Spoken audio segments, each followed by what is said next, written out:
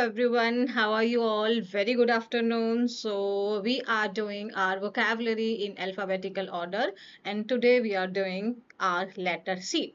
So, let's see some vocab. Okay. इससे आपको image से क्या लग रहा है? पहले सोचो जरा, इस इमेज को देख के आपके ब्रेन में क्या आया? सी से ही कोई शब्द होना चाहिए। देखो क्या दिख रहा है? ताजमहल है, ये घोड़ा, हाथी है, यहाँ पे ओम है, ये अलग अलग क्या दिख रहा है? लोग दिख रहे हैं, चीजें दिख रही हैं। कल्चर। कल्चर का मतलब क्या होता है? हमने सुना है ना, हमारा कल्चर ऐसा नहीं है, हमारी सांस्कृतिक ऐसी नहीं है। मतलब हमारी जीवन शैली, जैसे कहते हैं ना वेस्टर्न कल्चर है ये। वेस्टर्न कल्चर का मतलब वहां के लोगों के रहने का तरीका है, ये उनकी जीवन शैली है। भारत की जीवन शैली अलग है, हम लोग अलग किस्म के लोग हैं, हमारा अपने बड़ों के प्रति अलग तरीके से होता है, हमारी डिफरेंट तरीके से लाइफ हम लोग जीते हैं। वो हो गया। इंडिया में अलग अलग कल्चर के लोग रहते हैं। क्यों? क्योंकि मतलब उनके रहने का तरीका अलग है, उनके चीज़ों की उनके कस्टम्स अलग हैं, ट्रेडिशंस अलग हैं। तो वो ओवरऑल हमारा मीनिंग क्या होता है? कल्चर होता है। तो अगर हम जैसे इसके सिनोनिम्स देखें तो ट्रेडिशन है ना, हमारे रीति रिवाज, हमारी जीवन शैली, सिविलाइजेशन, हमारा हेरिटेज। सो भारत की संस्कृति बहुत समृद्ध है। समृद्ध मतलब rich. So India's culture is very rich, क्योंकि जो हमारी हिस्ट्री है वो बहुत पुरानी है ना। सो हम कल्चर को समझ में आया? ओवरऑल कल्चर का मीनिंग जीवन शैली, मतलब हम जिस प्रकार से रहते हैं। तो एक यूनिट की तरह हमने भारत को देखा, बट भारत में भी अगर हम अलग अलग देखें तो अलग अलग ट्रेडिशंस हैं, लोगों के रहने का तरीका अलग है, उनका हिस्ट्री अलग है उनके। जैसे कि अगर हम बात करें बिहार की, तो वहाँ का ट्रेडिशन अलग हो जाता है। हम साउथ में जाएं तो वहाँ का कल्चर आपको अलग दिखेगा, वहाँ के रीति रिवाज अलग हैं। बट ओवरऑल इंडिया का कल्चर हो गया, हम कहते हैं ये तो वेस्टर्न कल्चर है, ये हमारा कल्चर नहीं है, यानी ये हमारी जीवन शैली नहीं है, हम इस प्रकार से नहीं रहते हैं। तो ये है कल्चर वर्ड का मीनिंग। आई होप ये समझ में आ गया होगा। Next word. अच्छा, ये मतलब पहले आपको ये देख के क्या लग रहा है? ये राजनाथ सिंह जो हैं, ये किस चीज के लिए फेमस हैं? इनको जनरली इनका मतलब बहुत सारा था ना, जब ये बोलते थे हम इस चीज की निंदा करते हैं, हम इस चीज की निंदा करते हैं। निंदा मतलब कंडेम करना। Condemn, CONDEMN। स्पेलिंग्स भी लर्न करते हुए चलना है। कंडेम, तो राजनाथ सिंह जी जो हैं ये फेमस थे कंडेम करने के लिए, हम इस चीज की निंदा करते हैं। कंडेम करना, कंडेम, CONDEMN। कंडेम करना मतलब उसकी क्रिटिसाइज कर रहे हैं आप उसको, है ना, आप उसको सपोर्ट नहीं कर रहे, आप उसे डिसअप्रूव कर रहे हैं। सेंश्योर मतलब डांट रहे हैं, है ना, आप निंदा कर रहे हैं उसकी। सो सभी नेताओं ने हिंसा की निंदा की। So all the leaders condemned the violence. Condemn करना मतलब निंदा करना, उसको सपोर्ट ना करना, उसको डिसअप्रूव करना, उसके अगेंस्ट में बोलना। ठीक है, क्रिटिसाइज करना उस चीज को। इस फोटो को देख के आपको क्या लग रहा था? ब्रेवरी। मतलब अगर हर किसी के हिम्मत नहीं होती ना कि वो पहाड़ पे चढ़े, या वो पैराग्लाइडिंग करे, बंजी जंपिंग करे, तो ऐसे काम करने के लिए भी हमको साहस की जरूरत है। और साहस को क्या बोलते हैं? करेज। करेज के सिनोनिम्स क्या हो जाएंगे? Bravery, boldness, courage, bravery, boldness.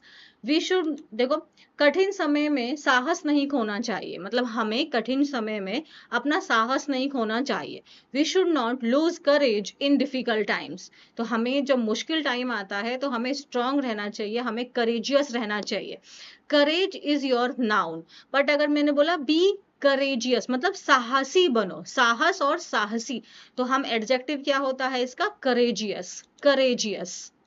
इसको देख के क्या लग रहा है? खेती बाड़ी हो रही है ना, तो खेती बाड़ी को क्या बोलते हैं? एक सेकेंड, खेती बाड़ी को क्या बोलते हैं? कल्टीवेट। कल्टीवेट करना मतलब खेती करना। इसका दो मीनिंग है, अभी हम एक सीख रहे हैं। कल्टीवेट का मतलब क्या हुआ? खेती करना। मतलब अरे ये क्या हो रहा है? मतलब आपका ग्रो कर रहे हैं हम, फार्मिंग। फार्मिंग का ही वर्ब हो गया, ये वर्ब है। कल्टीवेट मतलब ये वर्ब है, खेती करना, ग्रो करना, फार्म करना। सो जैसे they were encourage to cultivate basic food crops, तो उनको मतलब एंकरेज किया जाना। एंकरेज करना मतलब मोटिवेट करना, उनको उकसाना, उनको बढ़ावा देना। किस चीज के लिए बढ़ावा दिया जा रहा है? कि वो जो बेसिक फूड क्रॉप्स हैं उनको ज्यादा उगाएं। ठीक है। So they were encourage to cultivate basic food crops. इस कल्टीवेट को अगर मैंने रिप्लेस करना है तो मैं ग्रो से कर सकती हूँ ना। They were encourage to grow basic food crops की मतलब वो जो बेसिक हमारे जो खाने के जो क्रॉप्स हैं उनको वो ज्यादा उगाएं, जैसे कि धान है, मक्का है, गेहूं है, तो उनको वो ज्यादा उगाएं। जैसे कि एक मूवी आई थी आपकी, तो वहां पे लोगों को क्या किया जा रहा था, मजबूर किया जा रहा था वो मैरीजूना वगैरह उगाने के लिए, है ना। तो दे वर एंकरेज्ड, दे वर लाइक थ्रेटन्ड, उनको डराया जा रहा था, धमकाया जा रहा था कि वो किस चीज की कल्टीवेशन करें, किस चीज की खेती करें। जैसे आपको पता है कि ब्रिटिशर्स ने हमको मजबूर किया था इंडिगो की खेती करने के लिए। So we were forced to cultivate indigos in our field, right, हमको मजबूर किया गया था। समझ में आ गया कल्टीवेट का बेसिक मतलब उगाना। ये क्या हुआ, क्या हो रहा है यहाँ पे क्या हो रहा है, यहाँ पे ये देख के इमेज को क्या समझ में आया, ये जो है ये इंसान है और ये पुलिस इसकी पीछा कर रही है, यानी कि चेज करना। पीछा करना मतलब चेज करना, पीछा करना मतलब चेज करना। आप किसी चीज का पीछा कर रहे हैं, आप उसको चेज कर रहे हैं। सिनोनिम्स जैसे परस्यू भी हो जाता है। वैसे परस्यू हम जनरली बताते हैं, जैसे कि आप अपने जो ग्रेजुएशन कर रहे हैं तो उसमें कहते हैं I am pursuing BSc, I am pursuing this, है ना, तो ऐसे भी हो गया। बट इसका सिनोनिम है फॉलो कर रहे हैं, आप उसको पीछा कर रहे हैं। हॉन्ट भी उसका सिनोनिम हो गया, मतलब उसके पीछे पड़ा हुआ है। तो पुलिस चोर का पीछा कर रही है, the police are chasing the thief, the police are chasing the thief. तो पुलिस चोर का पीछा कर रही है, पुलिस आर चेजिंग। अब यहाँ पे अगर पुलिस मैन होता तो इज लगा देते, अदरवाइज पुलिस के साथ में हम वर्ब कौन सी लगाते हैं, आर, प्लूरल। अच्छा, कंपैशन, कंपैशन का मतलब क्या होता है, कंपैशन का मतलब होता है दया, मतलब आपके अंदर ना ममता है, आपके अंदर सहानुभूति है, करुणा है आपके अंदर, आप लोगों की प्रॉब्लम्स को आप समझते हैं, आपके अंदर मर्सी है। तो सिनोनिम्स क्या हो जाएंगे, काइंडनेस, सिंपैथी, एम्पैथी, मर्सी। अच्छा, आप मुझे बताइए, आपको सिंपैथी और एम्पैथी के बीच का डिफरेंस पता है कि नहीं पता है। सो कंपैशन का मतलब क्या हुआ, आप किसी के प्रति मतलब आपको दया है ना। कंपैशन होना मतलब उनके प्रति दया होना, करुणा होना, ममता होना, प्यार होना, ठीक है। सो मर्सी हो, मर्सी, काइंडनेस, सिंपैथी, तो हमें सभी के प्रति करुणा रखनी चाहिए। We should show compassion toward everyone. तो हमें हर किसी के प्रति क्या होना चाहिए, इसका ना एडजेक्टिव फॉर्म बनेगा कंपैशनेट। कंपैशनेट होने का मतलब है कि आप दूसरों की प्रॉब्लम्स को अंडरस्टैंड कर रहे हैं। कंपैशन से ही बना हुआ शब्द है वो। ये सबको देख के आपको क्या लगा, ये सब लोग कौन है, ये नागरिक हैं। नागरिक को इंग्लिश में क्या कहते हैं, सिटीजन। तो सिटीजन्स हैं ये सारे के सारे। तो अब देखो अलग अलग हैं, तो सिटीजन्स का सिनोनिम्स क्या हो जाएगा, रेजिडेंट। रेजिडेंट एक जैसे हम एक जगह के निवासी कहते हैं, तो हम वहां पे निवासी जो वर्ड यूज करते हैं, मैं दिल्ली का निवासी हूँ तो रेजिडेंट बोलेंगे। सिटीजन्स हम लोग जनरली वैसे बोलते हैं, नेशन के परस्पेक्टिव से बोल देते हैं, और ये थोड़ा लोकल पर्सपेक्टिव से हो जाता है रेजिडेंट। बाकी तो काइंड ऑफ सिनोनिम्स तो है ही ना। इनहैबिटेंट मतलब वहां के रहने वाले, इनहैबिटेंट का मतलब ही वहां के निवासी। सो हर नागरिक को अपने कर्तव्यों का पालन करना चाहिए। Every citizen should fulfil their duties. Every citizen, हर एक नागरिक को अपने कर्तव्य का पालन करना चाहिए। Every citizen should fulfil their duties.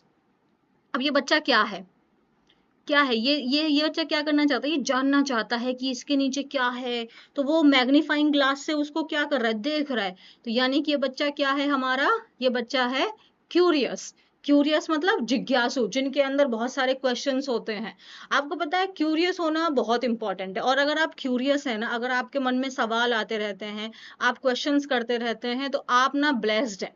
अपने आप को ब्लेस्ड चाइल्ड की तरह आपको ट्रीट करना है। आपको ये नहीं सोचना कि मेरे मन में इतने सवाल क्यों आ रहे हैं। क्यूरियस होना ब्लेसिंग है, क्योंकि हम सीख रहे हैं, हम लर्न कर रहे हैं, हम ग्रो कर रहे हैं। सो क्यूरियस तो बहुत इंपॉर्टेंट है। अपनी क्यूरियोसिटी को आपको कभी भी खत्म नहीं करना है। सो आप ईगर हैं, आप इंटरेस्टेड हैं, you want to know about things, and if you are not curious then you will not learn anything. Why would you learn anything if you are not curious, तो आपको मन ही नहीं लगेगा उस काम को करने में। सो बच्चा नई चीजों के बारे में बहुत जिज्ञासु है। So the child is very curious about new things. The child is very curious about new things. अब इस बच्चे को देख के क्या लग रहा है, ये अलग अलग फील्ड की स्टडी कर रहा है, आर्ट भी कर रहा है, ये कुछ साइंस में ये फिश वगैरह हैं, थोड़ा समझ नहीं आ रहा है। क्लेवर, क्लेवर को ना पता नहीं क्यों हमने नेगेटिव कोनोटेशन दे रखा है, मतलब इसके साथ में हमें लगता है क्लेवर मतलब चतुर, बहुत चालाक है वो वो तो ठीक है, लेकिन क्लेवर का मतलब होता है जब आप स्मार्ट हैं, इंटेलिजेंट हैं और आप क्विक हैं, मतलब आपका दिमाग भी तेज है, क्विक विटेड। और प्लीज यार, तेज दिमाग होना नेगेटिव नहीं पॉजिटिव ही होता है, तो चतुर होना और कनिंग होने में डिफरेंस है। क्या आपको क्लेवर और कनिंग, लोमड़ी कनिंग थी, लोमड़ी कौन थी, कनिंग, तो वो चतुर हम लोग बोलते हैं ना, चतुर लोमड़ी, ऐसे हमें आता है। वो कनिंग होने में और क्लेवर होने में डिफरेंस है। क्या आपको क्लेवर और कनिंग के बीच का डिफरेंस पता है? कमेंट करके बताना। सो क्लेवर होना आई थिंक पॉजिटिव क्वालिटी में आता है, ना कि नेगेटिव क्वालिटीज में। सो clever synonyms smart, intelligent, brilliant, quick witted, आप तेज दिमाग के हैं, आप निम्बल हैं, आप फास्ट आंसर्स कर पाएंगे। तो बच्चा बहुत चतुर है का मतलब ये नहीं है नेगेटिव बात बोल रहे हैं, he is a very smart child, he is a very clever child. पता नहीं क्यों क्लेवर को हमने नेगेटिव वर्ड से जोड़ा हुआ है। कैपेबल, कैपेबल, कैपेबल का मतलब है आप उस काम को करने के योग्य हैं, आप काबिल हैं। कैपेबल का मतलब क्या हुआ, आप उस काम को करने के योग्य हैं। स्पेलिंग्स भी साथ के साथ में देखते हुए चलना है। ओके, इसका पार्ट्स ऑफ स्पीच क्या है, एडजेक्टिव है, क्योंकि हम किसी पर्सन को कह रहे हैं कि यस यू आर कैपेबल। इसके सिनोनिम्स क्या हो जाएंगे, कॉम्पिटेंट, सिनोनिम क्या हो गया, कॉम्पिटेंट।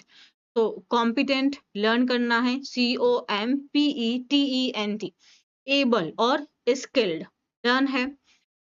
जैसे कि मुझे पता है तुम यह कर सकते हो, तो हम इसे इंग्लिश में कैसे बोलेंगे, I know you are capable of doing this, I know you are capable of doing this. And same here, I know that you people are capable of doing each and everything whatever you want to.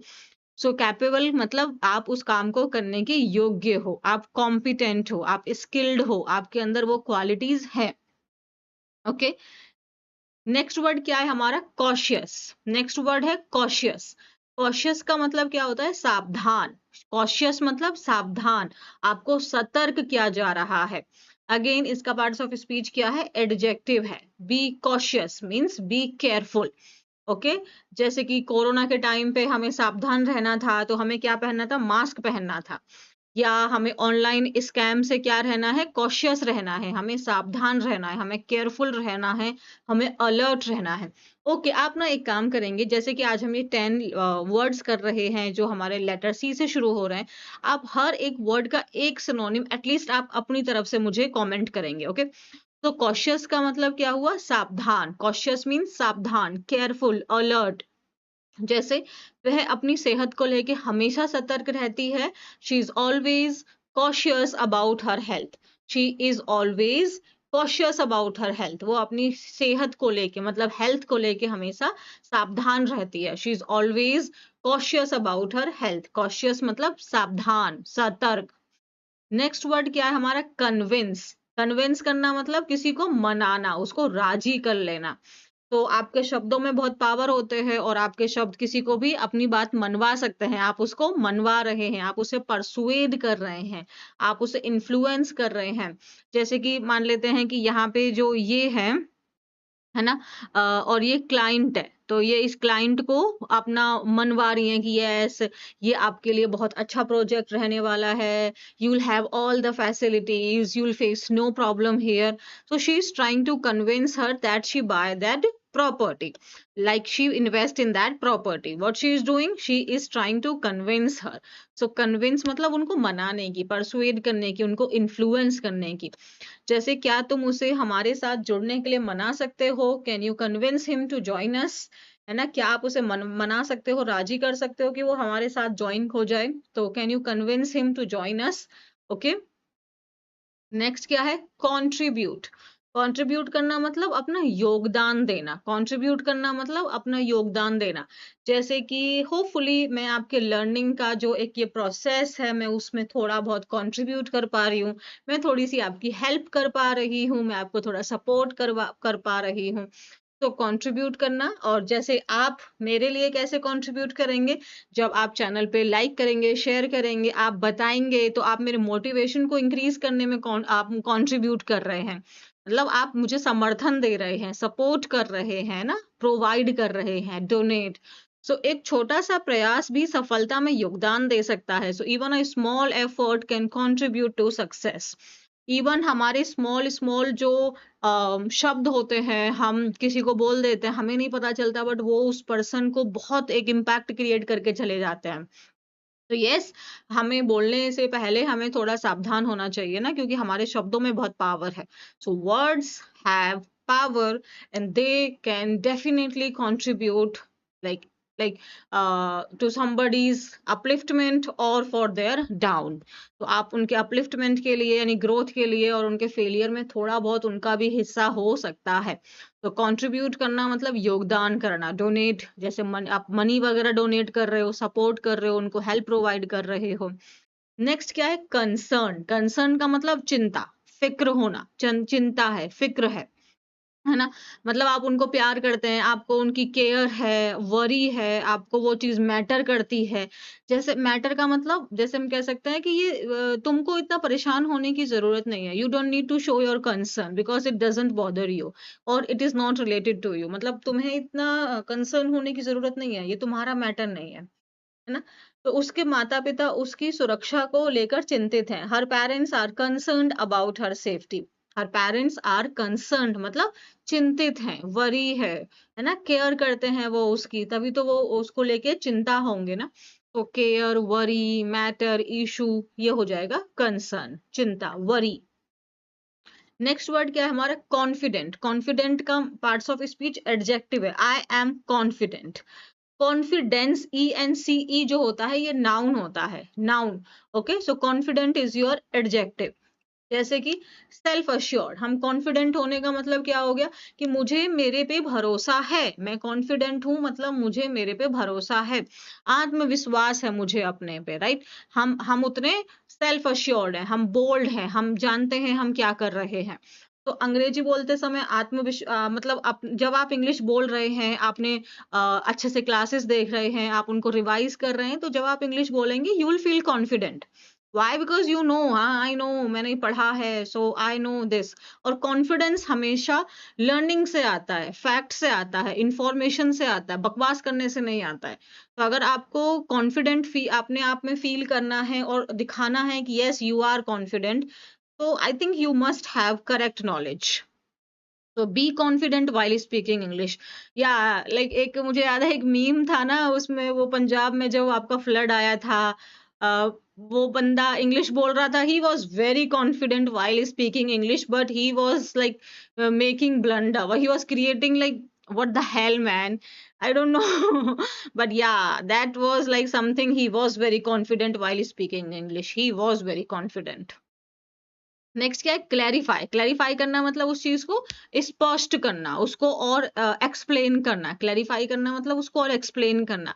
जैसे कि suppose मैं आपको कुछ समझा रही हूँ या पढ़ा रही हूँ, बट वो चीज आपको समझ नहीं आई, फिर आप कह रहे हैं ma'am can you please clarify it more, मतलब कि आप इसे थोड़ा और एक्सप्लेन कर सकते हैं, आप स्पेसिफाई कर सकते हैं कि आप कहना क्या चाहते हैं।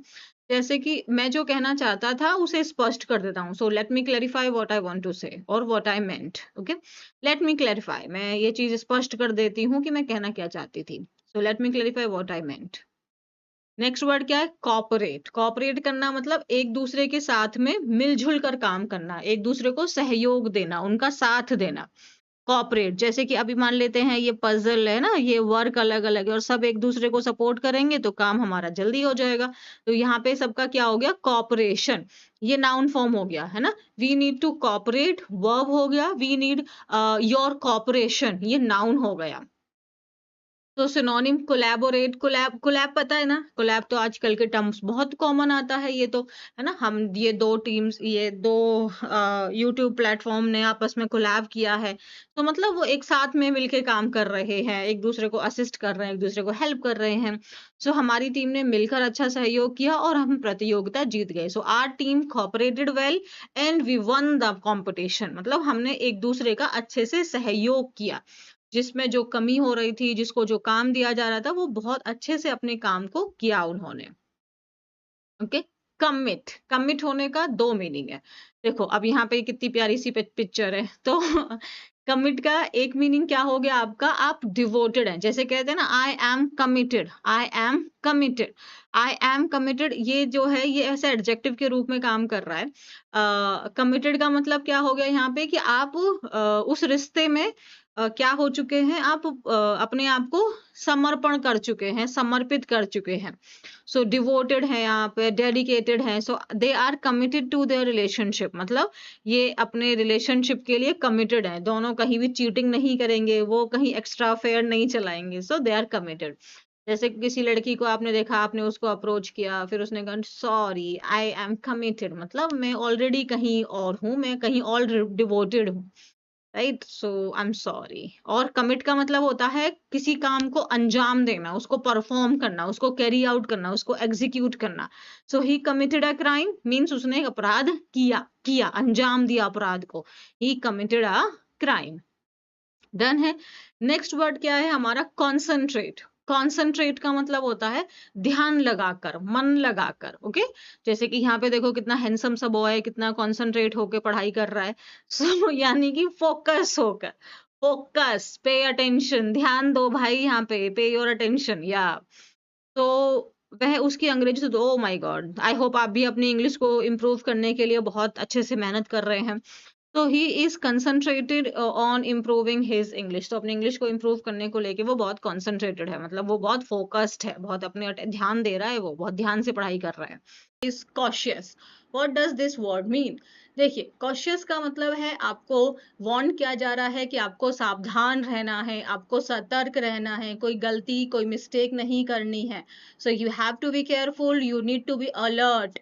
जैसे कि you should be cautious while sharing personal information online, right. हमें सावधान होना चाहिए ना, कि जब भी अगर हम कोई अपनी पर्सनल इंफॉर्मेशन ऑनलाइन कर रहे हैं, वो शेयर करने से पहले हमें कॉशियस होना चाहिए, हम अपने होश में हो, ऐसा नहीं हो कि हम अनकॉन्शियसली बहुत कुछ शेयर कर देते हैं। So you should be cautious while sharing personal information online. तो पर्सनल इंफॉर्मेशन बाहर निकालने से पहले आपको सावधान रहना है, आपको केयरफुल रहना है, आपको अलर्ट रहना है, आपको विजिलेंट होना है। डन है। जैसे कि ये वाली चीज आती है ना, राइट, कि जैसे आपका ma'am, like there must be a OTP. हाँ, OTP has been generated on your phone, please tell me, and then your whole process will be done. And then you like, okay, I'll do this 3457, this is the OTP, and then you will see a message, your whole amount has been debited. What will you do now? Because you were not cautious, people have already tried to warn you, but you didn't take their advice seriously, and now you are in this problem. So you yourself is responsible for this condition, because you were not cautious, you were not careful, you were not alert, you were not vigilant, you were not wary. So you need to be cautious before sharing any personal information online. Okay, let's start the next word. Okay, अब ये एक रास्ता है और इनको समझ नहीं आ रहा कि लेफ्ट जाना है कि राइट जाना है, बहुत कंफ्यूजन में है ये। तो ये सोच रही हैं, ध्यान लगा रही हैं कि क्या करना चाहिए। तो वही हमारा ये शब्द है कॉन्टेम्पलेट। कॉन्टेम्पलेट का मतलब होता है आप बहुत केयरफुली, आप बहुत डीपली सोच रहे हैं, आप थिंक कर रहे हैं कि क्या करना चाहिए, नेक्स्ट मूव लेने से पहले मुझे क्या करना चाहिए। सो कंसीडर एंड थिंक, ये तो सिनोनिम आपने सुने ही होंगे। जैसे she is contemplating a career change, oh my God, this is a big step. So if I want to change my career from teaching, then definitely I need to consider so many points before doing that. So she is contemplating a career change, मतलब career change के बारे में obviously ये बहुत deep thinking and careful analysis का काम है। आप ऐसे ही मन में आया और आपने change कर दिया, this is not the way. So contemplate करना मतलब उस चीज के बारे में बहुत ध्यान लगाना, उस चीज को बहुत deliberately आप सोच रहे हैं, है ना, उसके हर एक पॉइंट को आप कंसिडर कर रहे हैं। तो she is contemplating a career change. Contemplate करना मतलब ध्यान पूर्वक किसी चीज को आप सोच रहे हैं, उसको समझ रहे हैं, उसको एनालिसिस कर रहे हैं। नेक्स्ट वर्ड क्या है? ओके, अब यहाँ पे हमारा ट्रस्ट है, लेकिन ट्रस्ट का टी ब्रेक हो गया है। ओके, तो यानी कि कुछ तो गड़बड़ी हुई। क्रेडिबिलिटी, क्रेडिबिलिटी में भाई ट्रस्ट है, ट्रस्ट है तो यानी कि आपके ऊपर हम भरोसा कर सकते हैं, आप क्रेडिबल इंसान हैं, यानी कि आप भरोसेमंद इंसान हैं, आप ट्रस्ट वर्दी हैं। सो क्रेडिबिलिटी मतलब विश्वसनीयता, आपके ऊपर भरोसा किया जा सकता है कि नहीं, आप भरोसे लायक हैं, that means you are credible. So reliability, reliable होना मतलब रिलाय वर्ब है RELY, इसका मतलब होता है निर्भर, जैसे you can rely on me, आप मुझ पे निर्भर हो सकते हैं। सो आप कह सकते हैं या she is a reliable friend of mine, मतलब वो एक भरोसेमंद दोस्त है मेरी, मैं उस पर भरोसा कर सकती हूँ, शी इज डिपेंडेबल, राइट, उस पर निर्भर हुआ जा सकता है। सो क्रेडिबिलिटी, क्रेडिबिलिटी मतलब वही आप उनके ऊपर भरोसा कर रहे हैं, उनकी विश्वसनीयता। सो ट्रस्ट वर्दीनेस, ऑथेंटिसिटी, जैसे कि the journalist lost his credibility after publishing false news. तो ऑब्वियसली अगर आपको पता चला, पहले आपने भरोसा कर लिया बट बाद में आपको पता चलता है कि ये तो खबर मिसलीडिंग थी, ये तो आपको चीट किया जा रहा था, आपको फ्रॉड किया, आपको डिसीव किया जा रहा था, तो यानी कि आप अब अगली बार से जब आप सेम जर्नलिस्ट को देखेंगे तो आपका भरोसा उनसे हट जाएगा, आप डायरेक्टली भरोसा नहीं कर लेंगे, आपके मन में सेकंड थॉट आएगा कहीं फिर से ये मेरे को चीट तो नहीं कर रहे हैं। सो क्रेडिबिलिटी मतलब भरोसा, उनके ऊपर से भरोसा। तो जर्नलिस्ट ने ना क्रेडिबिलिटी खो दी, यानी कि वो एक क्रेडिबल पर्सन नहीं रहे, अब उनको भरोसेमंद नहीं है वो, अब उन पर भरोसा नहीं किया जा सकता है। ओके, नेक्स्ट वर्ड देखो, ये सारे के सारे कैसे बैठे हैं, कोई भी कैमरा को एकदम कैमरा में चीज कर रहे हैं नहीं, तो यानी कि इनकी फोटो कैसी है, ये कैंडिड। तो कैंडिड ये एक बहुत वायरल कैप्शन था, कैंडिड फोटो, कैंडिड फोटो का मतलब रॉ, ऐसे का जैसा जो था वैसे ही है, कुछ भी हमने कैमरे के लिए नहीं किया, कुछ भी हमने कैमरे के लिए सेट नहीं किया, it was all natural, it was all raw, unfiltered, यही होता है कैंडिड। अगर हम किसी पर्सन को कैंडिड कह रहे हैं तो यानी कि वो पर्सन कैसा है, वो रियल है, वो ऑनेस्ट है, वो स्ट्रेट फॉरवर्ड है, वो फ्रैंक है, that person will call a spade, means उसको जो जैसा दिख रहा है वो उसको वैसे ही बोलेगा, उसको सुगर कोट नहीं करेगा। And if you have that friend then I think you should like always respect that person, because it's very tough to have a candid person in our life, right? So I appreciate your candid opinion. Why? Because if you are giving me honest opinion, because your opinion will now help me to change my perspective or to do something better. So obviously candid person is much way better than your sugar coat friend. So वो तो बस अच्छे समय के friends हैं, बाकी गायब हो जाएंगे, है ना? सो कैंडिड मीन्स वो इंसान जो फ्रैंक है, जो ऑनेस्ट है, जो स्ट्रेट फॉरवर्ड है। So I appreciate your candid opinion, जो तुमने सच बात बोली है या जो तुम एकदम क्लियर बात बोल रहे हो। और कैंडिड मतलब यहाँ पे हुआ एकदम जो रियल है, जो आप रॉ है, अगर आपको बुरा भी लग रहा है तब भी वो बात वो बोल रहा है पर्सन, तो उसकी आपको हो सकता है वो चीज कड़वी हो बट वो रियल है, वो चीज ऑनेस्ट है, ठीक है? नेक्स्ट क्या है, देखो ये हमारी ग्रैंड मदर हैं और ये एक लड़की है जो इनको बहुत प्यार से ट्रीट कर रही हैं। कंपैशनेट, कंपैशनेट का मतलब होता है दयालु होना, है ना? दयालु सिनोनिम काइंड देखते ही आपको लर्न हो गया, compassionate. We all should be compassionate, हम सबको काइंड होना चाहिए, हम सबको दूसरों लोगों के प्रति हेल्पफुल नेचर होना चाहिए हमारा, sympathetic, humane, right? So, a compassionate person always tries to help those in need. तो compassionate person मतलब जो एक kind व्यक्ति है, वो हमेशा कोशिश करता है उन लोगों की मदद करे जिनको जरूरत है उस चीज की, वो वहां से भागेगा नहीं, वो उनको अप्रोच करेगा, उनकी हेल्प करेगा, बट वो सिर्फ कंपैशनेट पर्सन ही कर सकता है, जो काइंड है, जो जेनरस है, राइट? नेक्स्ट क्या है हमारा, कॉम्प्रीहेंड। अब देखो यहाँ पे आपका पूरा सुनामी आ रही है, लेकिन भाई आराम से बैठा है, it's not my problem and it's not a big deal, it's just a small issue, but अब ये प्रॉब्लम को कॉम्प्रीहेंड ही नहीं कर पा रहा है, दैट मीन्स वो समझ ही नहीं पा रहा है। सो कॉम्प्रीहेंड करना मतलब उस चीज को अंडरस्टैंड करना, उसको समझना। सिनोनिम्स क्या हो गए, अंडरस्टैंड, जैसे he doesn't seem to comprehend the scale of the problem, तो he doesn't seem मतलब ऐसा लग रहा है जैसे कि the scale of the problem मतलब जो प्रॉब्लम की जो गंभीरता है, जो उसकी सीरियसनेस है, वो उसको समझ ही नहीं रहा है। जैसे कभी कभी हमें लगता है ना, आई think you don't comprehend the scale of the problem, you usually miss this thing, you don't really take problem as serious as they are, so the person is not comprehending it as it is, तो वो उसको समझ ही नहीं रहा है। Comprehend करना मतलब understand करना, समझना। नेक्स्ट वर्ड क्या है? ओके, अब यहाँ पे टीचर पढ़ा रहे हैं हमारे। ओके, तो देखते हैं क्या है, कन्वेंशनल। ओके, कन्वेंशनल का मतलब ये होता है जो एक जनरेशन टू जनरेशन जो चीजें चलती आ रही हैं ना, उसी तरीके से, पारंपरिक वे में, तो वो हो जाती है कन्वेंशनल, उसी तरीके से। अब इसके सिनोनिम्स हमारा ट्रेडिशनल हो गया, कस्टमरी हो गया, ऑर्थोडॉक्स हो गया। सो ऐसा नहीं है कि ये शब्द अपने आप में पॉजिटिव या नेगेटिव मीनिंग है इसका, ये डिपेंड करता है हम किस प्रकार का सेंटेंस इसके साथ यूज कर रहे हैं, है ना। जैसे कुछ चीजें हमें कन्वेंशनली पसंद है, कुछ चीजें हमें ट्रेडिशनल फॉर्मेट में ही अच्छी लगती हैं, बट कुछ चीजों के लिए हमें फ्लेक्सिबल भी होना पड़ता है, होना भी चाहिए, राइट। जैसे कि अगर मैं टीचिंग की बात करूं, I take my teaching as not conventional thing because I can't be so rigid, like if I see my student is not understanding the point, then definitely I need to change my approach, then I definitely need to change the way I am teaching. I don't need to be rigid like this is the only way. So conventional people are like, they are not flexible, they will not they are not open to new things, so that's why there it goes in a negative format. But conventional itself is not a positive or negative word, it goes with the sentence. Okay, so traditional है, customary है, Orthodox है। तो जैसे ही prefers conventional methods of teaching, तो वो conventional जो तरीका है पढ़ाने का, जो पारंपरिक तरीका है जो हम पहले से पढ़ते आ रहे हैं, वो उसी तरीके से पढ़ाना पसंद करते हैं। ये होता है। नेक्स्ट क्या है, कुछ प्रॉब्लम हो गई है। ओके, कॉन्ट्रोवर्शियल बातें क्या होती हैं?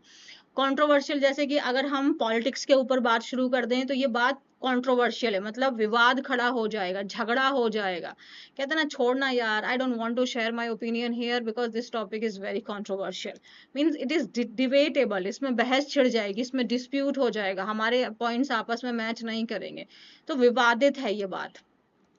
तो the government made a controversial decision. अब अगर गवर्नमेंट ने कोई एक डिसीजन ले लिया और वो कैसा है, वो कंट्रोवर्शियल है, मतलब लोगों के ओपिनियंस उससे मैच नहीं कर रहे हैं, तो विवाद छिड़ जाएगा, लड़ाई हो जाएगी हमारे और गवर्नमेंट के बीच में। नेक्स्ट क्या है? ओके, तो यहाँ पे इन्होंने अपने छाता को हटा दिया गया है। सो सीज, CEASE, इसका मतलब स्टॉप करना, बंद हो जाना। सो स्टॉप, एंड और डिसकंटिन्यू। जैसे कि the rain finally ceased after midnight, तो रेन फाइनली मीन अंततः, आखिरकार बारिश आधी रात में जाकर बंद हो गई। सीज मतलब बंद हो जाना, स्टॉप हो जाना, एंड हो जाना, डिसकंटिन्यू हो गई। Okay, now see this hero. ये हीरो यहाँ से एक पर्सन है जो नाइफ वगैरह लेके आ रहा है, बट ये भाई कह रहा है see I am a hero, I will see you. So ये पर्सन क्या कर रहा है, इसका सामना कर रहा है, इससे भाग नहीं रहा है, यानी वो कन्फ्रंट कर रहा है। कल की क्लास में हमने एक ईडियम पढ़ा था, bite a bullet. What does that idiom mean? यही था उसका मीनिंग, कन्फ्रंट करना, उसका सामना करना, उसको फेस कर रहे हैं आप, ठीक है, उससे भाग नहीं रहे हैं। सो फेस करना, आमना सामना, बात करते हैं भाई क्या प्रॉब्लम है, एनकाउंटर, बात करते हैं हम, ठीक है। So we must confront the problem instead of avoiding it. तो डेफिनेटली भाई हमें प्रॉब्लम को कन्फ्रंट करना चाहिए इंस्टेड ऑफ अवॉइडिंग। चार्मिंग का मतलब होता है कोई चीज जो बहुत अट्रैक्टिव है। अट्रैक्टिव तो हमें ऑलरेडी पता है कि उसकी स्माइल बहुत अट्रैक्टिव है, मतलब वो बहुत चार्मिंग है। जैसे इनकी स्माइल देखिए कितनी प्यारी है, मतलब किसी को भी अपनी तरफ में आकर्षित कर लेने वाली है वो चीज़। तो वो चीज़ कैसी है, बहुत चार्मिंग है। हम किसी की पर्सनालिटी को बोल सकते हैं, किसी का जो बिहेवियर है वो बहुत अपनी तरफ में आपका मन लुभा लेने वाला है, वो चीज़ बहुत अपीलिंग है, आपको अपनी तरफ आकर्षित कर रही है, अट्रैक्टिव है वो चीज़, बहुत अच्छी है वो चीज़, प्लीजिंग है। तो उसकी मुस्कान बहुत प्यारी है, means she has a charming smile. तो स्माइल कैसी है, बहुत मन को मोह लेने वाली है, तो चार्मिंग स्माइल है ना। तो हमने क्या बोला, चार्मिंग स्माइल। चार्मिंग मतलब वो चीज़ बहुत आकर्षक, आपको अपनी तरफ में खींच लेने वाली है, मन मोह लेने वाली है। ओके, नेक्स्ट वर्ड है हमारा चेयरफुल। चेयरफुल का मतलब होता है किसी पर्सन का जो नेचर है, जो उसका नेचर ही उसका खुश मिजाज है, मतलब वो खुश रहने वाला व्यक्ति है, ऑप्टिमिस्टिक किस्म का व्यक्ति है, मतलब आशावादी है, हमेशा अच्छा पॉजिटिव सोचता है वो व्यक्ति, खुश रहता है, हैप्पी है वो पर्सन, जॉयफुल है। तो वह मुश्किल हालात में भी हमेशा खुश रहती है, mean she is always cheerful even in difficult time. तो चेयरफुल का मतलब आपका नेचर है, आप हमेशा पॉजिटिव रहते हैं, खुश मिजाज है आपका, हमेशा खुश रहते हैं आप, ठीक है। तो जैसे यहाँ पे शी इज ऑलवेज चेयरफुल, आपका नेचर, उसका नेचर कैसा है, चेयरफुल है, इवन चीज़ें खराब हैं, डिफिकल्ट हैं, उसके बाद भी वो पर्सन कैसा रहता है, खुश रहता है, ऑप्टिमिस्टिक है उसका नेचर। नेक्स्ट कैसा है, चूज। ओके, चूज मतलब चुनना। अब यहाँ पे आप कंफ्यूज मत होइए, देखो चूज वर्ब है चुनना, मतलब किसी चीज को पिक करना, इसने चूज किया, क्या चूज किया अभी देखते हैं। अब बच्चे कंफ्यूज होते हैं चोज और चूजन के बीच में। देखो यार, चूज जो है ये वर्ब का फर्स्ट फॉर्म है, choose, CHOOSE, choose, chose, CHOSE, इसमें से डबल ओ में से सिंगल ओ लगा दिया, चोज, ही चोज मी, ये वर्ब की सेकंड फॉर्म हो गई, ही चोज मी, वर्ब की second form. He has chosen me, उसने मुझे चुना, ये वर्ब की थर्ड फॉर्म हो गई। सबका मीनिंग सेम है, बस टेंस बदल रहा है, वर्ब के फॉर्म्स बदल रहे हैं। चूज फर्स्ट फॉर्म है ना, यू कैन चूज एनीथिंग। जब हम लोग यहाँ पे वर्ब की फर्स्ट फॉर्म लगाई, ही चोज मी, उसने मुझे चुना, तो ये वर्ब की second form, he has chosen me, verb की थर्ड फॉर्म है। तो कंफ्यूज नहीं होना है, चूज मीन्स चुनना। You can pick any, opt और सेलेक्ट। सो उन्होंने पैसे की बजाय ईमानदारी को चुना, तभी तो देखो चेहरे पे कितनी अच्छी मुस्कुराहट है। So he has chosen honesty over money, तो पैसे के ऊपर उसने किस चीज को चुना, ईमानदारी को चुना। यहाँ पे चूजन हमने लगाया है वर्ब की थर्ड फॉर्म के रूप में, क्योंकि हैज के बाद हम V3 लगाते हैं। Okay, now I am giving you one sentence that you have to make using word chose and using word choose. Make two sentences, one of each, one of choose and one of chose. Done है। Next क्या है, दावा करना, means claim करना। Claim करना, दावा करना मतलब किसी चीज को ऊपर क्लेम करना, क्लेम क्लेम क्लेम। क्लेम करना मतलब आप दावा कर रहे हैं, असर्ट या फिर डिक्लेयर, assert या फिर declare। he claimed that he was innocent, उसने दावा किया कि वो innocent है, innocent था, मतलब claimed पास्ट में लगाया है। उसने दावा किया कि वह निर्दोष है, so he claimed that he is innocent और he was innocent। ठीक है, क्लेम करना मतलब किसी चीज पे दावा करना। you can claim दिस, आप इस चीज के ऊपर दावा कर सकते हैं, यू आर एलिजिबल, आप लायक हैं इस चीज के। ही असर्ट, उसने कहा उस चीज को, डिक्लेयर कहा किया उसने। क्लैरिफाई करना मतलब आप उस चीज को स्पष्ट कर रहे हैं, क्लैरिफाई मीन्स स्पष्ट करना, क्लैरिफाई करना मीन्स स्पष्ट करना, उसको एक्सप्लेन करना। Can you please clarify your statement, क्या आप अपने स्टेटमेंट को क्लैरिफाई कर सकते हैं, मीन्स आप क्या कह रहे थे मुझे समझ नहीं आया। क्लैरिफाई मतलब आपने कुछ बात बोली बट मुझे समझ में नहीं आई है, तो मैं आपसे पूछ रही हूँ कि प्लीज आप इसे दोबारा बता दीजिए, आप कहना क्या चाहते हैं। Can you please clarify it more, क्या आप इसे थोड़ा और समझा सकते हैं, तो एक्सप्लेन कर सकते हैं आप इसको, आप इसे क्लियर कर सकते हैं।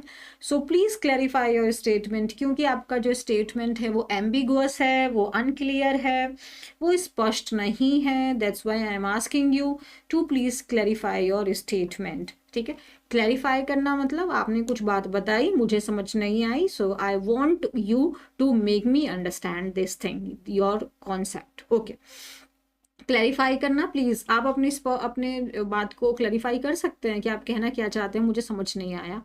नेक्स्ट वर्ड है हमारा क्लासीफाई। क्लासीफाई करना मतलब चीज़ों को उनके कैटेगरी में डाल देना। हमने क्लासीफाई कर दिया, मतलब जैसे कि जैसे अब ये मैंने क्लासीफाई कर दिया ना, ये ए लेटर की वोकैबुलरी हमने की, फिर हमने बी लेटर की वोकैबुलरी की, अब हम सी लेटर की वोकैबुलरी कर रहे हैं। हम जो प्लेलिस्ट बनाते हैं वो क्लासीफाई कर देते हैं कि यहाँ पे आपको अल्फ़ाबेटिकल ऑर्डर में वोकैबुलरी है। अगर आप देखेंगे प्लेलिस्ट में आप जाएंगे, उस प्लेलिस्ट में नाम लिखा हुआ है, आप जैसे आपने देखा है कि सेंटेंसेज है, तो मैम ने यहाँ पे लिखा हुआ है एवरीडे सेंटेंस, तो इसका मतलब उस प्लेलिस्ट के अंदर आपको सेंटेंसेस मिलेंगे। अल्फ़ाबेटिकल ऑर्डर वोकैबुलरी मतलब उस प्लेलिस्ट के अंदर आपको अल्फ़ाबेटिकल वोकैबुलरी मिलेगी।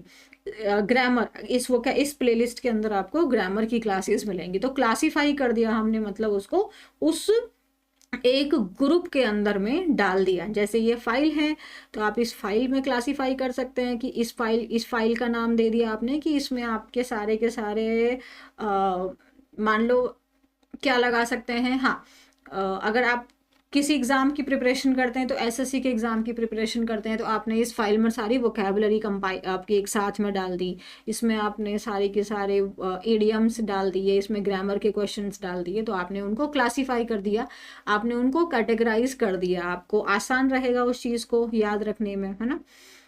तो files are classified according to importance, तो उनकी इम्पोर्टेंस के हिसाब से, जैसे हम लोग अपने घर पे बुक्स लगाते हैं तो जो सबसे इम्पोर्टेंट होती है हम उसको ऊपर रखते हैं, फिर हम नीचे नीचे कर देते हैं, तो हमने उसको इम्पोर्टेंस के हिसाब से उसको क्लासीफाई कर दिया।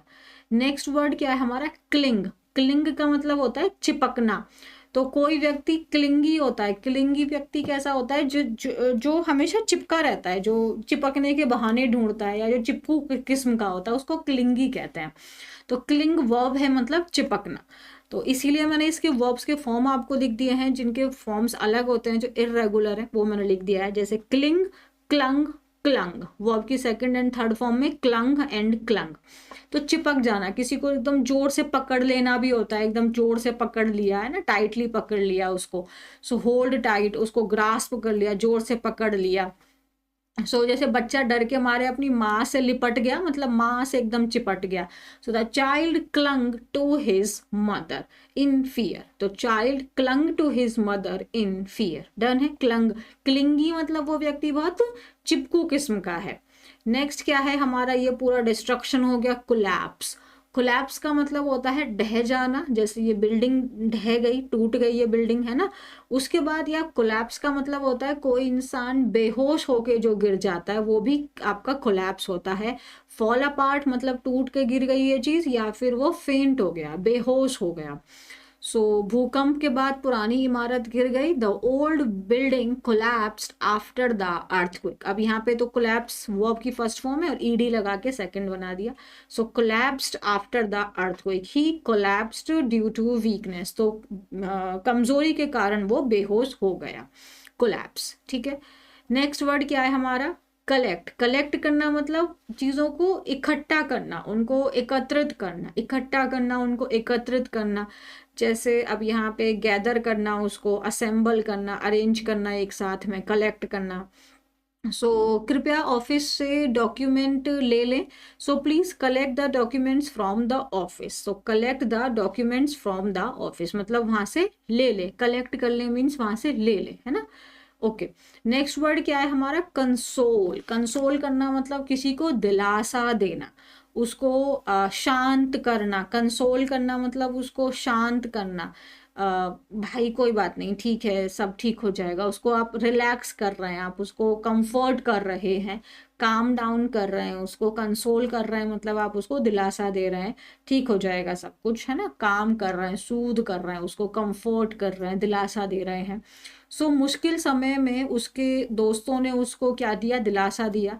तो फ्रेंड्स गैदर्ड, इकट्ठा हुए, gathered to console him in difficult times. तो फ्रेंड्स एकत्रित हुए, इकट्ठा हुए उसको कंसोल करने के लिए, क्योंकि वो मुसीबत में था, डिफिकल्ट टाइम वो फेस कर रहा था। इजी है। काम, काम का मतलब एकदम शांत, है ना, रिलैक्स। काम, सूद, रिलैक्स, सूद, रिलैक्स। आप अपने आप को काम डाउन करते हैं ना, प्लीज काम डाउन, हाँ, no need to take so much stress. Calm, relax, relax. जैसे देखो ये कितने शांति से बैठ के मेडिटेशन कर रही हैं। सो मेडिटेशन कैन काम योर माइंड, तो मेडिटेशन आपके दिमाग को शांत कर सकता है। बहुत बार ऐसे होता है कि हम बहुत कुछ हमारे ब्रेन में चल रहा होता है ना, तो शांत करने के लिए हम मेडिटेशन करते हैं या म्यूजिक सुनते हैं या कोई ऐसी एक्टिविटी करते हैं जिससे हमारे मन को सुकून मिलता है। हम अपने मन को सुकून दे रहे हैं, मतलब हम अपने आप को शांत कर रहे हैं। तो शांत मीन्स काम, सूद SOOTHE and relax. Okay, next word is cancel, CANCEL। Spelling भी लर्न कर लेंगे कि CANCEL, कैंसल। कैंसल कर देना मतलब किसी चीज को रद्द कर देना। कैंसल मतलब किसी चीज को रद्द कर देना। तो अच्छा, इसका एक बहुत अच्छा वो होता है, फ्रेजल वर्ब होता है call of, OFF, call of, OFF। Call of का मतलब भी होता है किसी चीज को रद्द कर दिया, उसको पोस्टपोन कर दिया। अबॉर्ट कर देना मतलब आपने उसको कैंसिल कर दिया, अब नहीं कर रहा मैं, उसको बाद में करेंगे, या फिर मैंने उसको कैंसिल कर दिया। ये जब मैं अबॉर्ट वर्ड में सुनती हूँ ना, तो मुझे हमेशा खतरों के खिलाड़ी याद आता है। बहुत जब हम छोटे थे तब खतरों के खिलाड़ी देखते थे, तो उस समय पे आता था अबॉर्ट के लिए वो लोग ऐसे साइन बनाते थे। तो वो बोलते थे उसमें कि if you want to like कि अब मैं अपने आप को गिव अप करना चाहता हूँ, मैं इस कैंसिल को, मैं इस टास्क को आगे कंटिन्यू करना चाहता, so do this thing that I abort. So abort, call of, cancel, cancel, CANCEL। सी भले ही ये वोकैबुलरी है बट हम स्पेलिंग्स पे भी तो फोकस कर सकते हैं ना। So do it right now, learn this everything. एक ही टाइम पे हम बहुत चीजें कर सकते हैं। कैंसल की spelling CANCEL, cancel. Call of, abort. Why did they cancel the event at the last moment? तो आखिरी क्षणों में उन्होंने कार्यक्रम क्यों रद्द कर दिया? तो सेंटेंस भी मैंने इसके लिए आपको दिया है। Why did they cancel? Why did? अब ये नहीं सोचना कि मैम यहाँ पे पास्ट में है तो फिर आपने कैंसल्ड क्यों नहीं यूज किया। सी मैंने यहाँ पे डिड लगा दिया है ना, और डिड लगाने के बाद में हमारा जो फर्स्ट जो मेन वर्ब लगाते हैं वो हमेशा फर्स्ट फॉर्म में आती है। सो why did they cancel the event at the last moment? Why did you cancel your program? है ना, why did you cancel the trip at the last moment. आप ऐसे बोल सकते हैं कि आपने ट्रिप को एकदम लास्ट मोमेंट पे क्यों कैंसिल कर दिया। नेक्स्ट वर्ड है हमारा कैप्चर। कैप्चर करना मतलब कैद करना। कैद से हमको ना मतलब कुछ नेगेटिव ही हमेशा दिखाई देता है कि किसी को बंदी बना लिया। तो मैंने सोचा कि नहीं, हम इसको दूसरे मैनर में भी सीखते हैं। तो आपको ये सीज करना, किसी को जब्त कर लेना, उसको बंदी बना लेना, उसको अपने पास पकड़ लेना, ये तो आपको ऑलरेडी पता है। लेकिन कैप्चर का मतलब टेक भी होता है ना। जैसे यहाँ पे देखो इस इमेज में कितने अच्छे से है कि ये कितनी खुश हैं और ये उनकी फोटो को कैप्चर कर रहे हैं। तो एक्चुअली ये क्या कैप्चर कर रहे हैं? उस हैप्पी पल को, हैप्पी मूवमेंट को, उनकी स्माइल को, उनकी हैप्पीनेस को वो कैप्चर कर रहे हैं, मीन्स उसको कैद कर रहे हैं, है ना लाइफ। अच्छा, कैमरे का काम ही क्या होता है? To capture your happiness, to capture that movement, है ना। उस पल को कैप्चर करना ही तो कैमरे का मेन काम है। सो कैप्चर कर रहा है, वो उसको ले रहा है, टेक कर रहा है, ग्रैब कर रहा है। So you can also use this word capture whenever you like please take my photo, तो you can say can you please capture my photo. हाँ, that's it. Like so or you can say can you please capture this moment. Okay, so capture means take, लेना। जैसे can you please take my photo, so instead of using the word take you can use the word capture. grab करना means उस चीज को पकड़ लेना, है ना। seize करना स्पेशली बंदी बनाने के लिए आता है। इसकी स्पेलिंग में भी बहुत एरर होता है, SI और E में कंफ्यूजन होता है। ट्रैप करना मतलब किसी को बंदी बना लेना।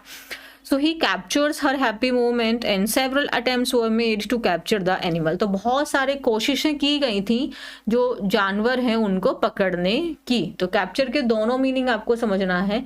आई थिंक आप पहला वाला जो कैद करने वाला है, जिसको आप नेगेटिव में पकड़ने वाले सेंस में है, वो ऑलरेडी आपको आता होगा। But we use this word in form of take, like you take my photo, ठीक है। So capture my photo, like she is so beautiful and cute यार, this girl is so cute. So be careful. Careful means सावधान। Full में हमारा single L आता है, careful. FULL होता है, बट जब हम इसको वर्ब के साथ मिला के एडजेक्टिव बना देते हैं तो ये सिंगल आता है, केयरफुल। केयरफुल मीन्स सावधान, ठीक है। सिनोनिम्स देखो, अलर्ट, विजिलेंट, विजिलेंट। अच्छा, जैसे विजिलेंट में वो होता था ना, जब हमारे एग्जाम्स होते थे तो विजिलेटर होते थे, तो वो क्या करते थे, विजिलेंट करते थे, मतलब वो देखते थे ना, सुपरवाइज करते थे, हमको चेक करते थे हम चीटिंग ना करें। अच्छा, विजिलेंट का होना मतलब अवेयर होना, कॉशियस होना, सावधान होना, अलर्ट होना। जैसे B careful while crossing the road, तो रोड को क्रॉस करते समय आपको ध्यान रखना है, अपने चारों तरफ आपको देखना है, और ऐसा ना हो कि चारों तरफ देखो, मतलब चारों तरफ में तो आगे की तरफ भी आ गया, कि अगल बगल में देखो और सामने देखना भूल जाओ तो टकरा के गिर जाओ। So be careful while crossing the road. While क्या है, वाइल प्रपोजिशन है, इसीलिए यहाँ पे हमने क्रॉसिंग लगाया है, ना कि क्रॉस लगाया है। प्रपोजिशंस के बाद में हम हमेशा वर्ब की आईएनजी फॉर्म लगाते हैं, अदरवाइज नाउन या प्रोनाउन आएगा तो कोई इशू ही नहीं है, बट अगर वर्ब आ रहा है तो अपने आईएनजी फॉर्म में आएगा। She is careful with her money. Careful with her money मतलब अपने पैसे के साथ वो सावधान है। लाइक शी नोज कि उसको अपना पैसा कहाँ यूज करना है, कब यूज करना है, कहाँ पे नहीं यूज करना है, तो she knows how to use her money. तो she is careful with her money मतलब वो अपने पैसे के इस्तेमाल को लेके सावधान है। जब हम किसी को ऑर्डर दे रहे होते हैं, इंस्ट्रक्शंस दे रहे होते हैं, तो जनरली हम ऐसे बोलते हैं, be careful while doing this work, be careful, है ना। अगर आप सिंपली बोल दोगे तो भी इतना गया, सावधान रहो, सावधान, सावधान रहो, है ना। सो बी केयरफुल, बी केयरफुल, ये आपका इंपैरेटिव बन जाता है। इंपैरेटिव हमेशा वर्ब की फर्स्ट फॉर्म से शुरू होते हैं, और या फिर मैं बोलूँ वर्ब की बेस फॉर्म से शुरू होते हैं। This is the more accurate one. So be is your verb base form. जब आप किसी को कह रहे हैं सावधान रहो, सो बी केयरफुल, ये काम करते हुए वाइल डूइंग दिस वर्क। इससे आप बहुत सारे सेंटेंसेस बना सकते हैं। So careful, alert, vigilant, cautious and aware. Next word क्या है हमारा, कैरी। कैरी का मतलब उठाकर ले जाना। तो कैरी करना मतलब एक जगह से दूसरी जगह ले जाना। जैसे अब देखो यहाँ पे एक क्यूट से बेबी को ये मदर है वो इनको लेके जा रही हैं। अच्छा, कैरी के साथ में मुझे आपको एक और बात, जैसे यहाँ पे मैं आपको बताती हूँ, the mother carries her child safely. तो जो माँ है वो अपने बच्चे को मतलब बहुत सेफली उनको लेके जा रही है ना, ले जाती हैं, क्योंकि ये प्रेजेंट में है। अब now see here, CARY, this is your first form of the verb. But mother हमारा सिंगुलर है, तो इसीलिए हमने यहाँ पे वर्ब का सिंगुलर फॉर्म यानी वर्ब का फिफ्थ फॉर्म यूज करेंगे। अब आप सोच रहे होंगे कि मैम ये IES कैसे लग गया, वाई को आई में क्यों कन्वर्ट किया। नाउ अगर आप डेली न्यूज़पेपर की क्लास फॉलो करते हैं तो ये सब चीज़ें तो मैं वहाँ पे डिस्कस करती ही हूँ। नहीं करते तो फिर आप अभी लिख लो ये वाली चीज़ को, कि जब भी हमारा शब्द वाई पे ख़त्म होता है, चाहे वो वर्ब हो या हमारा नाउन हो, अगर वो वाई पे ख़त्म हो रहा है, उसका फॉर्म बदलना है तो, और उसके पहले कॉन्सोनेंट दिया हुआ है, तो वाई को चेंज कर देंगे आई में और फिर हम ES लगा देंगे। तो यहाँ पे कैरी का बन गया कैरीज। बट अगर ये चीज़ आपके वॉवल के साथ चेंज हो जाएगी, वाई पे ख़त्म हो रहा है बट इसके पहले वॉवल होता, तो फिर यहाँ पे हम आई में नहीं लगा के सिर्फ S लगा देते। जैसे कि की, चाबी, की EY, तो वो बन जाएगा कीज़। ठीक है, तो वहां पे हमें, और लेकिन अगर बेबी है तो देखो, बेबी का अगर हमें प्लूरल फॉर्म बनाना होगा तो बेबीज होता है, BABIES, क्योंकि वाई पे खत्म हुआ और इसके पहले कॉन्सोनेंट था। So the mother carries her child safely, माँ अपने बच्चे को कैसे लेके जाती है, बहुत सुरक्षा के साथ में उनको कैरी करती हैं। वो कैरी करना मतलब, जैसे यहाँ पे कैरी का मतलब होल्ड से है, यहाँ पे कैरी का मतलब किसी चीज को पकड़ने से है, ठीक है, लेने से है, उसको टेक करने से है। अच्छा देखो, यहाँ पे होल्ड से हो गया। ट्रांसफर भी होता है ना, जैसे ये गाड़ी, जैसे दिस बस कैन कैरी ओनली 50 पैसेंजर्स, अगर हम ऐसे बोलें तो, यानी कि ये जो बस है इसकी हाईएस्ट कैपेसिटी क्या है पैसेंजर्स को ट्रांसपोर्ट करने की, वो है 50। तो ये कितने पैसेंजर्स को ट्रांसफर कर सकती है, 50 पैसेंजर्स को ही ट्रांसफर कर सकती है। सो दिस बस कैन कैरी 50 पैसेंजर्स ओनली। यहाँ पे ट्रांसफर के सेंस में हो गया। अब देखो टेक के सेंस में क्या मतलब है, क्योंकि कैरी के ना कई सारे मीनिंग होते हैं। We will carry the tradition forward means we will continue the tradition forward. We will take the tradition forward, हम अपने जो हमारा ट्रेडिशन है, जो हमारे रीति रिवाज हैं, हम उनको आगे लेकर जाएंगे। तो कैरी के क्या मीनिंग हो गए, ट्रांसफर हो गया, मूव करना हो गया, होल्ड हो गया, टेक हो गया। डन है। ओके, नेक्स्ट वर्ड क्या है हमारा? कॉज। कॉज का मतलब कारण। कारण, किसी चीज का कारण क्या है, उसका रीजन क्या है। किसी इंसान के हर एक एक्शन के पीछे कोई ना कोई रीजन छिपा हुआ होता है। अगर कोई व्यक्ति आज बहुत गुस्से में है ना, तो आई एम श्योर उसके साथ कुछ नेगेटिव हुआ होगा ऑफिस वगैरह में, तभी वो इतना गुस्से में है। तो हर चीज के पीछे कोई ना कोई कारण होता ही है। तो कॉज मीन्स कारण, रीजन, सोर्स, ओरिजिन, या फिर अब क्रिएट। देखो ये तीनों का मीनिंग सेम ही है ना, ये तीनों सेम ही है, बट क्रिएट का मतलब देखते हैं अभी। जैसे the police do not know the cause of the accident, तो पुलिस जो है उनको एक्सीडेंट का कारण नहीं पता है। पुलिस को एक्सीडेंट का कारण नहीं पता है। So the police do not know, police is your plural noun, police को नहीं पता है क्या? The reason, the root, the cause of the accident. अब आप कहोगे मैम क्रिएट करना तो मतलब किसी चीज को बनाना होता है, तो फिर आपने यहाँ पे कॉज के सिनोनिम में क्रिएट क्यों दिया हुआ है? सी नेक्स्ट सेंटेंस देखो, smoking causes health problem. Smoking, जो आप धूम्रपान है, वो क्या चीज को जन्म देता है? वो आपकी जो सेहत के रिलेटेड समस्याएं होती हैं उसको जन्म देता है। उसका तो हेल्थ प्रॉब्लम्स का कारण कौन है? स्मोकिंग है। तो the smoking is the reason, yes. Smoking is the source of health problem, yes. और smoking creates health problem, yes. Smoking, अगर आप स्मोक कर रहे हैं, जैसे कि दिल्ली में इस समय पे जो AQI है मेरे पर्टिकुलर एरिया का, वहां पे दिखा रहा था कि जो AQI है वो उतना है कि अगर आप एक दिन में आई थिंक 10.7 सिगरेट्स अगर आप इनहेल कर रहे हैं उसके बराबर का है। तो यू कैन सी कि एक नॉन स्मोकर भी उतनी ही अपने आप में हेल्थ प्रॉब्लम्स क्रिएट कर रहा है। सो स्मोकिंग क्या करती है? क्रिएट करती है। तो यहाँ पे क्रिएट समझ में आया आपको? सी वोकैबुलरी लर्न करना जब फायदे में रहता है जब आप उसको यूज कर पाए अपनी लाइफ में। रट लिया उससे कोई काम नहीं चलेगा, बट अगर आप उसको अपनी लाइफ में इम्प्लीमेंट कर पाएंगे, उसको आप यूज कर पाएंगे, तभी उसका एक मीनिंग निकल के आएगा। तो इसीलिए मैं आपको, देखो रीजन है, कारण है, उसका सोर्स है, उसका ओरिजिन, उसका रूट है ना, कॉज क्या है भाई, क्या प्रॉब्लम क्या है, इसकी जड़ क्या है इस बात की।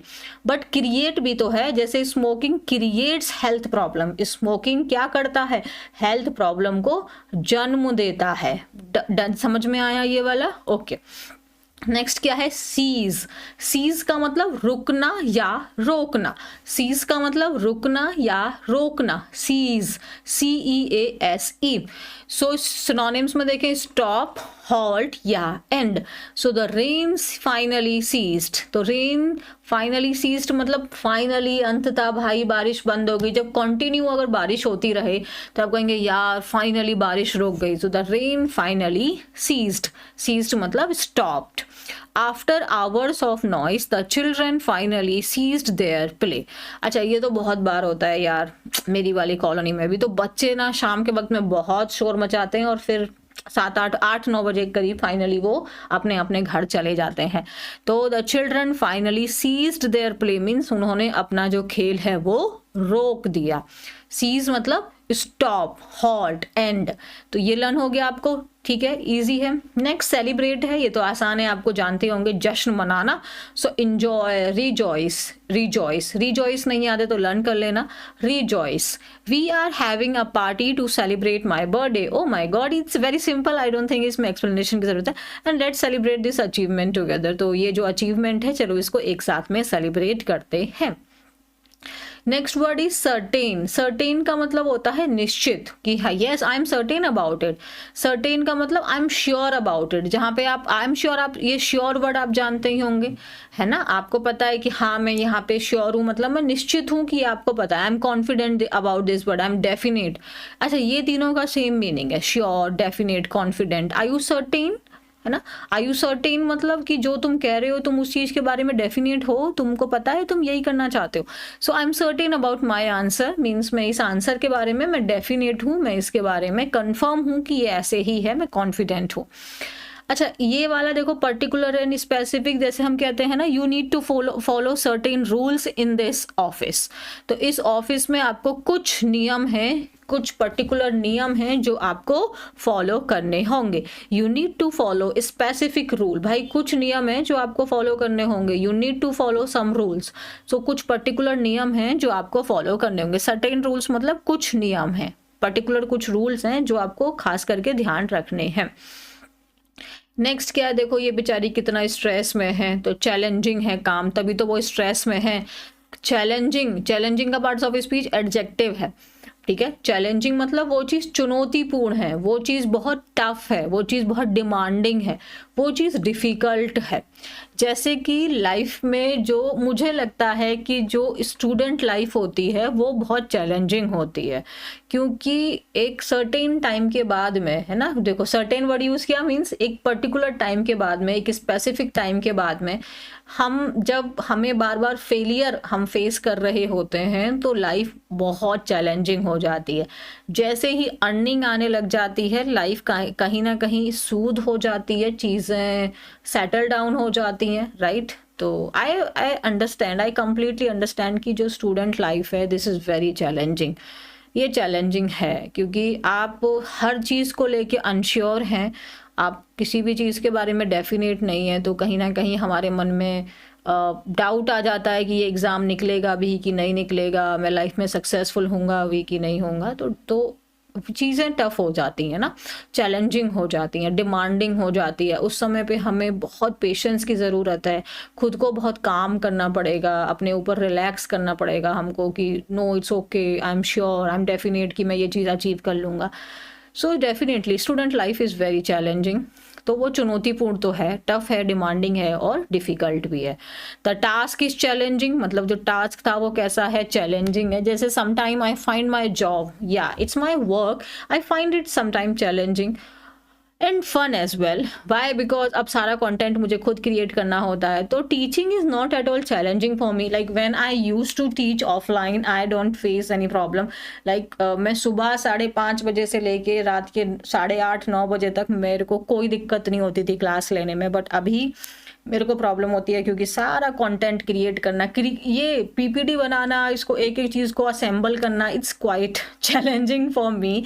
सो right now things are quite challenging, but yes I understand कि क्लासेस बीच में आपकी रुक जाती हैं तो आपको गुस्सा भी आता होगा। But I believe in one thing कि अगर मैं आज लगी रहूँगी तो because teaching is something that I love and it's the only thing that I love.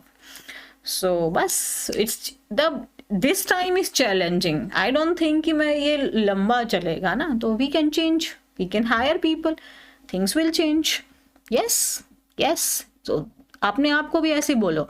आपको हो सकता है कि आपको मेरी लाइफ बहुत आसान लगे, बट ऐसा नहीं है, और मैं तो आपकी लाइफ को आसान मान ही नहीं रही। Of course your life is challenging, everybody's life is challenging somewhere ना। तो बस इस चीज़ को में ध्यान रखना है और अपने आप को फोकस रखना है। कमिटी को हमने बहुत बार स्पेलिंग्स में भी लर्न किया हुआ है, तो अब तो ये आपको रट गया होगा, MMTEE। हमने स्पेलिंग्स में लर्न किया हुआ है कमिटी, MMTEE। कमिटी का मतलब क्या होता है, जब कोई सभा बनाए, सभा जिसको हम बोलेंगे, है ना। सो ग्रुप ऑफ पीपल जिसके अंदर होते हैं। सो हम देख लेते हैं, a group of people who have been chosen to discuss something और decide something. Very simple. So committee में स्पेलिंग याद रखना है, और कमिटी का मतलब होता है जब भी कोई सभा होती है आपकी। जैसे कि यहाँ पे internal complaint committee was formed on May 2, 2016।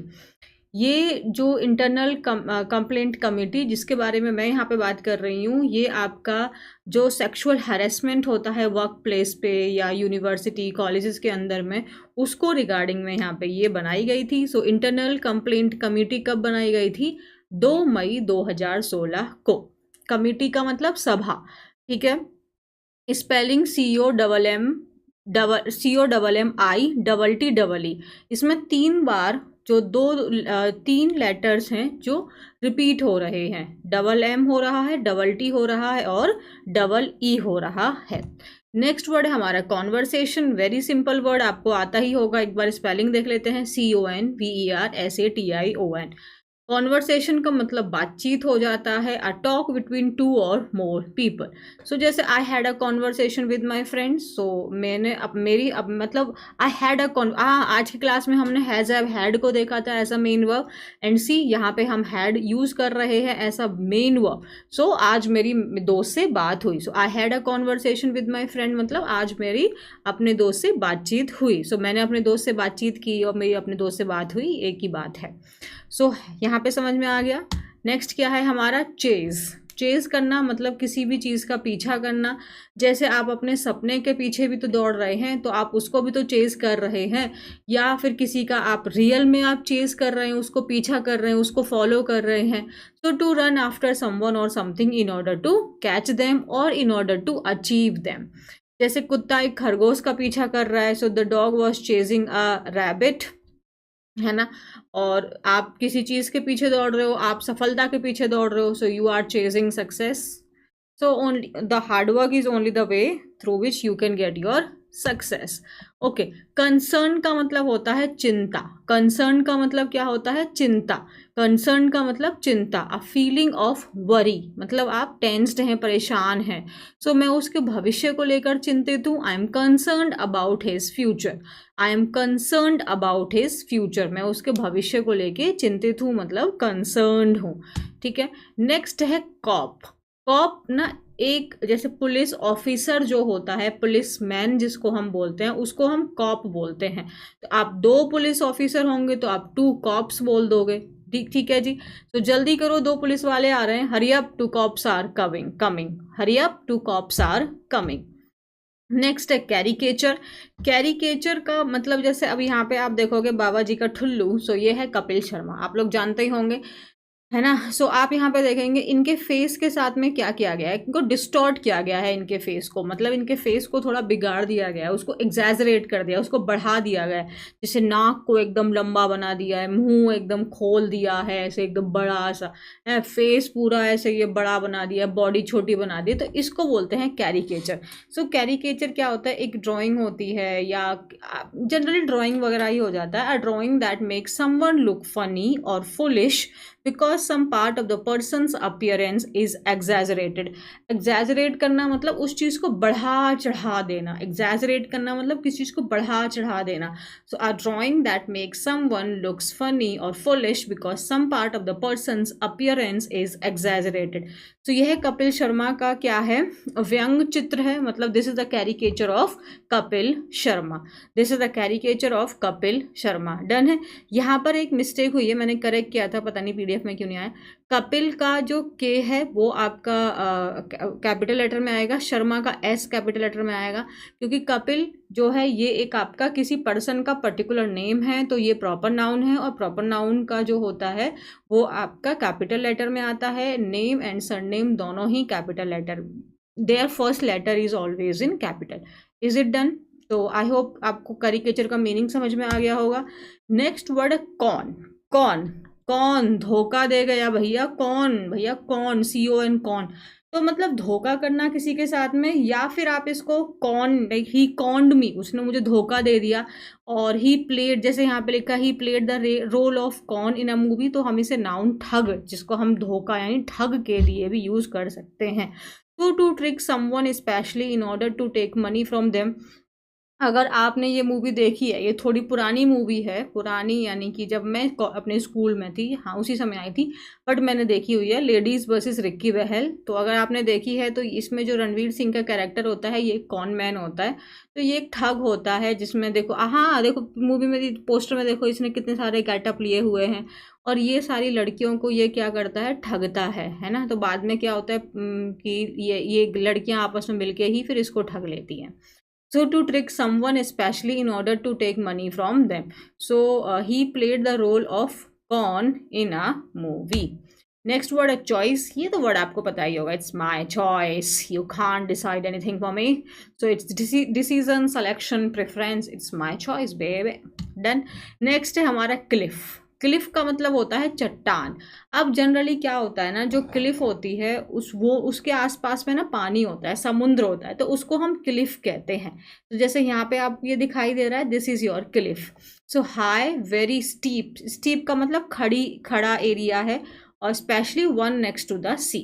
जैसे चट्टान के किनारे से दूर हटो तो किनारे को बोलते हैं एज, तो stay away from the edge of the cliff, stay away from the edge of the cliff, stay away from the edge of the cliff. Next है हमारा केव। केव आपको पता ही होगा, गुफा को बोलते हैं। सो यही हो गया, large whole in the side of a hill. Cliff अब समझ में आ गया किसको बोलते हैं, माउंटेन, और वन दैट इज अंडरग्राउंड। सो गुफा आपकी अंडरग्राउंड भी हो सकती है और आपकी अबव द लैंड भी हो सकती है। सो गुफा के अंदर बहुत ठंड और अंधेरा था। So it was very dark and cold inside the cave, it was very dark and cold inside the cave. So देखो, इतनी छोटी सी क्लास थी हमारी, ये हमने कंप्लीट भी कर लिया आज के 10 शब्द। आपको बस मैं 2 सेकंड का आपका टाइम लेके आपको एक बात बोलना चाहती हूँ। आप जितना ज़्यादा वोकैब को सुनोगे, जितने ज़्यादा शब्दों को आप यूज़ करोगे, आप ऑटोमेटिकली देखोगे आप अपनी लाइफ में उन शब्दों को यूज़ करने लगे हैं। तो जब भी, जहाँ भी, जितना भी मौका मिले पढ़ने का, पढ़ लेना चाहिए। ये नहीं सोचना चाहिए मैं तो थक गया। आप थक के, पढ़ाई से थक के कहाँ जाते हो, रील्स चलाने के लिए, वहाँ नहीं थकता है दिमाग। तो पढ़ो, ज़्यादा बेटर रहेगा। और जितना ज़्यादा आप चीज़ों को सुनोगे, देखोगे, आपको वो चीज़ें डेली लाइफ में ऑटोमेटिकली आने लगेंगी। So that's all, thank you so much. If still you haven't subscribe the channel, do it right now, and take care of your self, and share the video as much as possible. Bye bye.